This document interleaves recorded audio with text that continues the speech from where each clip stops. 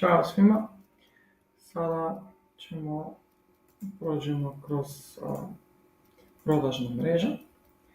Ovdje bazični setting je gdje su saradnici i tu su svi agencije koji su prisutni u Meragzi i tu možete da podesite kako vi pod koji uslovi sarađivate sa odredeni subagent. Primjer, ovaj TestUp Agency trenutno je nama bez limita, ali ajde da promijenimo to stanje u početnik, kako on ne bi mogao da gleda kroz naš kalendar.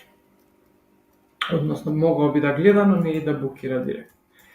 Sada, ukoliko radimo rezervaciju za ovaj TestUp agena, recimo, oni šalje nama zahtjev, mi vidimo da je sve ok i radimo rezervaciju za njih.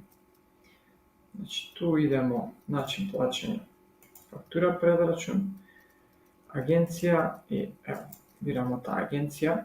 Sistem automatski generiše faktura i ta šalje nam mail na ova test agencija. Idemo postojeći putnik, ovako, postojeći putnik,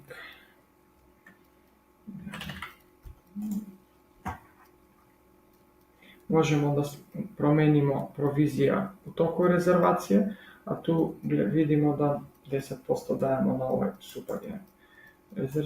Kad idemo rezerviši, proces traje malo dugo, pošto sistem generiše faktura i ista faktura ili predračun, uvisno kako je to podeseno, praća nam je.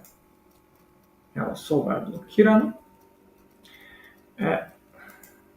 Sada možemo da vidimo da možemo da ispratimo do subagenata i voucher na mail, a plaćanje reguliramo u dokumenti, odlazne fakture, izvinjavam se, predračune, to je to.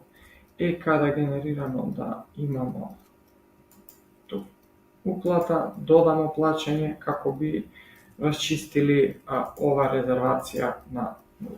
To je to ukoliko radimo prodaja u ime na subagenta. Hvala vam puno.